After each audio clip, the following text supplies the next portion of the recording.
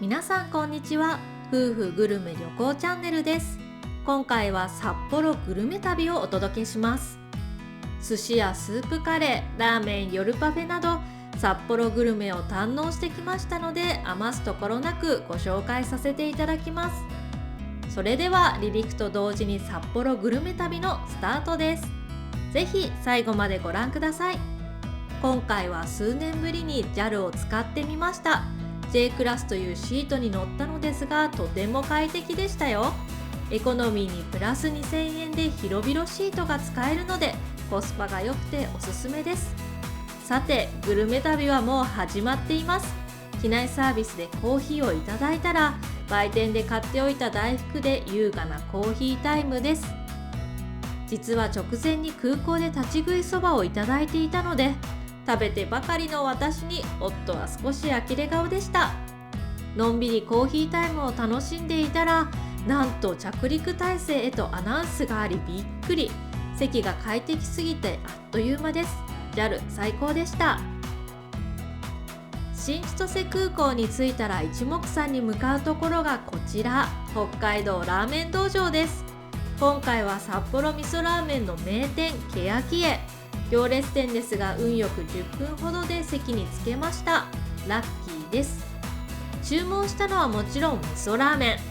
たっぷり野菜から出る甘みと少しピリ辛のスープがとっても美味しいラーメンなんですよね。まずはスープから。美味しいのは分かっているのですが、やっぱりめちゃくちゃ美味しいです。そしてお次は麺も美味しいのは分かっているのですが、やっぱりもっちもちで美味しかったですよ。野菜もシャキシャキで味噌のスープによく合う。たった一杯で人を幸せにするラーメンってなんて尊いのでしょうか。途中で味変のため唐辛子を入れさせていただきます。辛いのは好きなので2杯。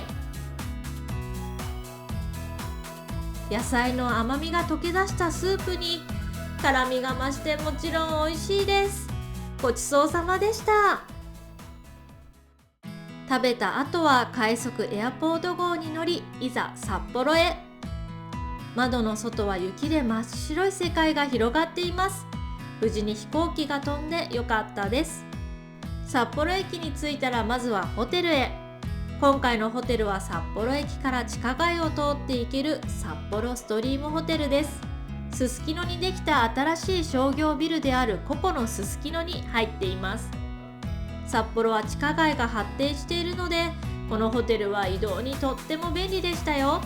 別動画でご紹介しているのでぜひご覧くださいね。札幌駅から15分ほどでホテルに到着しました。少し休んだらグルメ巡り再開です。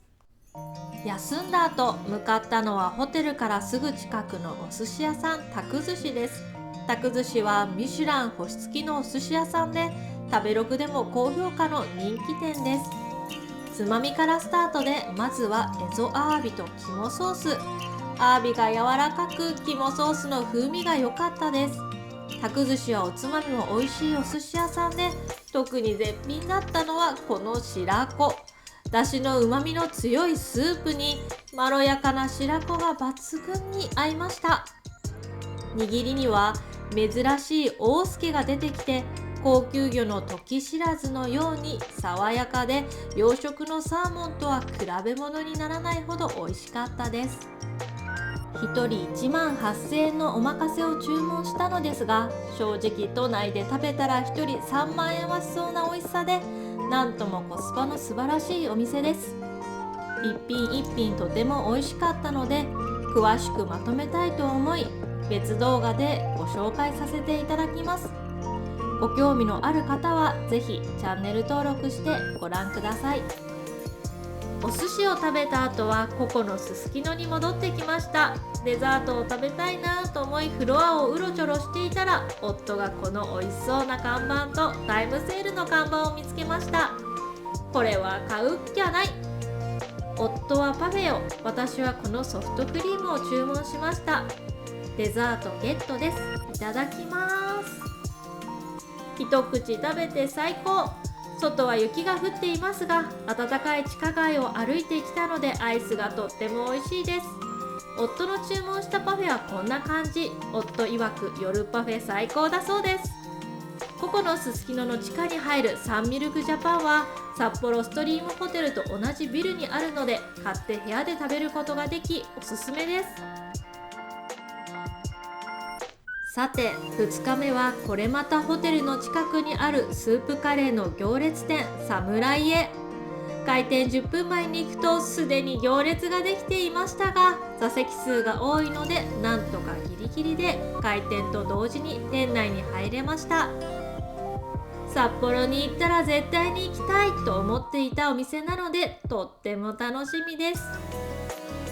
事前に調べていたけれどいろんなメニューに目がくらみ、悩みに悩み抜いた結果、このオクラ納豆と野菜を注文することにしました。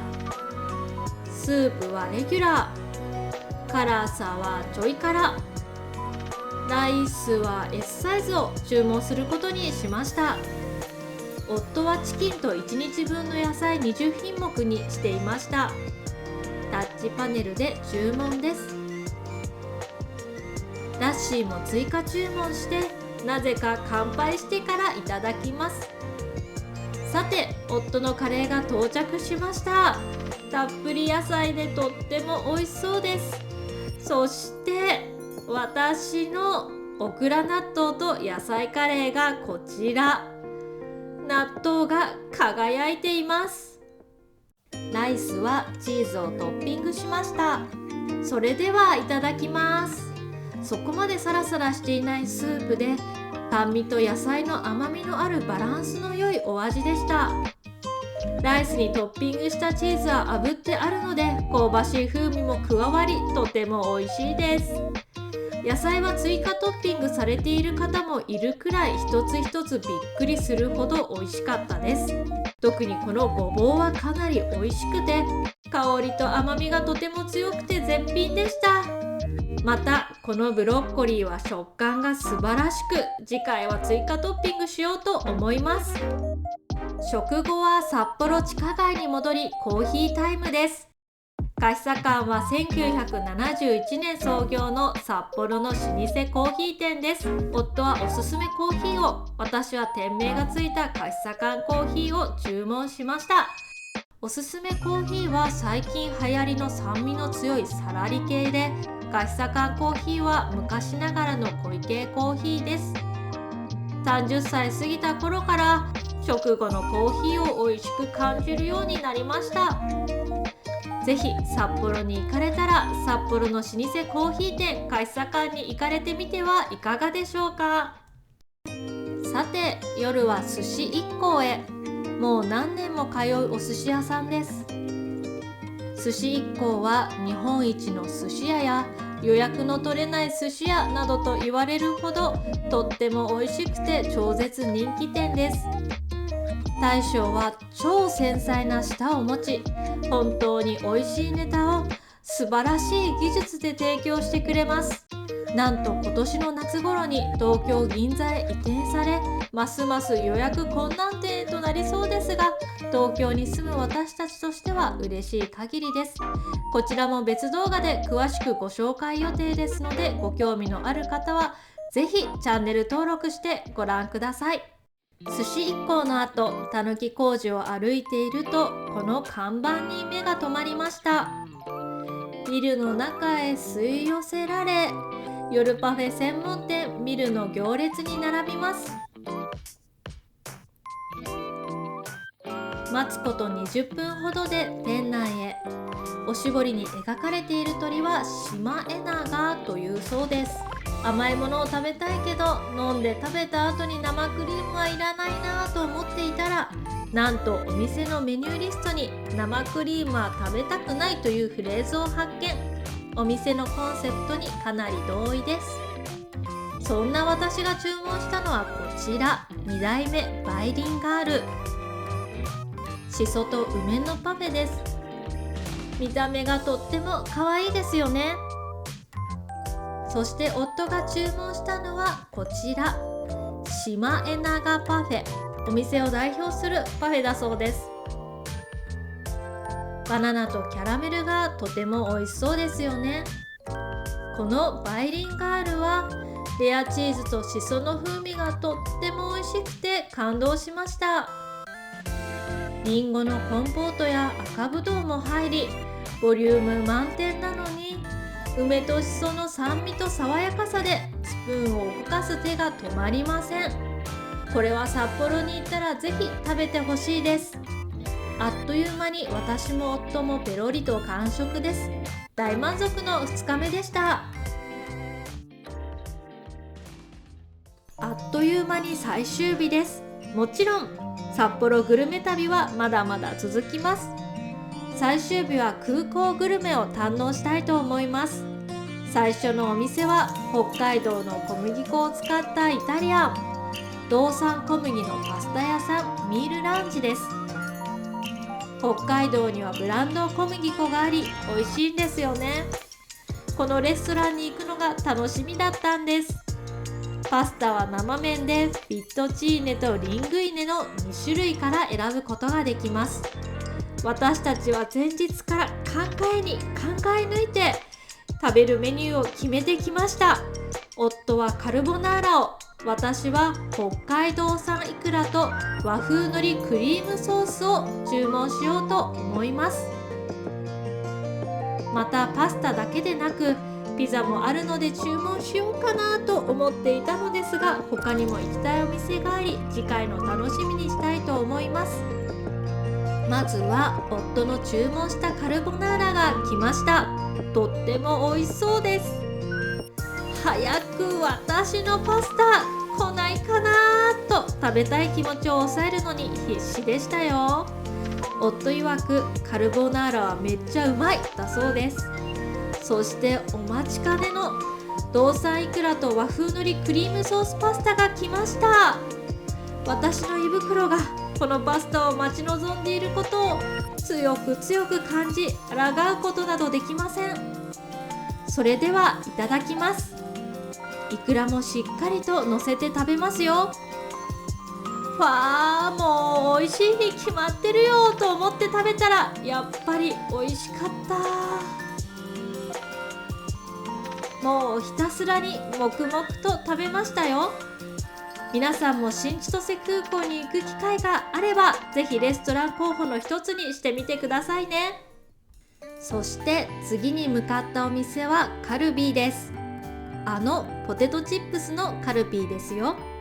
このお店は目の前でポテチを揚げてくれるので出来たて熱々のポテチを食べることができるんです。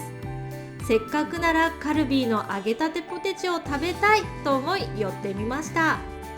ポテチが揚げられている様子はずっと見ていられそうです。薄塩といった定番の味付けやアスパラベーコン味といった店舗限定の味もありましたが、シンプルな薄塩でじゃがいもを味わおうと思います。ポテトチップスを食べる専用の手袋をもらいました。親指と人差し指だけの手袋です。厚みがある熱々のポテチは美味しかったです。次に向かったのはサンリオカフェ。必ずこのカフェによって可愛いキャラクターに癒されるのですが、なんと残念ながらリニューアルするということでお休みでした。キャラクターの可愛いフードやドリンクがあるのでぜひオープンしたら寄ってみてくださいね。またカフェの目の前にはサンリオショップがあり、都内のサンリオショップで速攻で売り切れたキティちゃん50周年グッズがこの店舗にはあったりと、なかなか穴場スポットなんです。ぜひ寄ってみてくださいね。そして次に向かったのはオアシスパーク。グルメではないですが、旅の疲れは旅の中で解消したいと思いマッサージ屋に来ました。私たちは札幌からの帰りはだいたいここに寄っています。温泉施設も併設しているので、夫はお風呂に入ってからマッサージをしてもらい、私は長めのマッサージをしてもらいました。だいぶ体がリセットするのでおすすめですよ。そして飛行機出発まで残り1時間となったところで締めのラーメン、札幌味噌ラーメンの白樺山荘に来ました。注文するのはもちろん味噌ラーメンです。そして定番トッピングのバターコーンも注文し、最後まで札幌グルメを堪能することにします。待つこと5、6分ほどで着丼。札幌グルメ旅の締めにふさわしい、これこそがザ・札幌味噌ラーメンといった感じです。麺ももっちり太麺で味噌のスープによく合います。バターがスープに溶けていき、よりコクが出て、もう最高に美味しかったですよ。